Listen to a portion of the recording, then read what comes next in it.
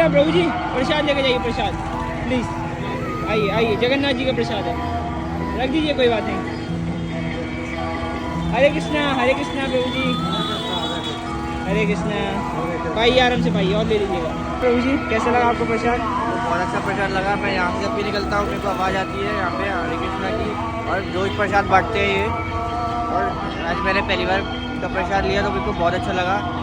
आपसे मैं डेली लूँगा। Thank you so much. कैसा लगा आपको प्रसाद? बहुत अच्छा लगा। ऐसे ही आप प्रसाद बांटते रहिए बाबा की सेवा में, हमको बहुत अच्छा लगा। कैसा है प्रभु जी प्रसाद?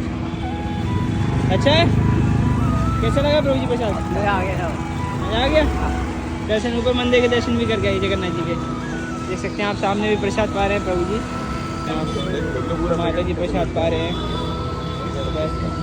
इधर हरे कृष्णा। 300 से 400 भक्तों के लिए प्रसाद हम डिस्ट्रीब्यूट होता है। All glory to Srila Prabhupada.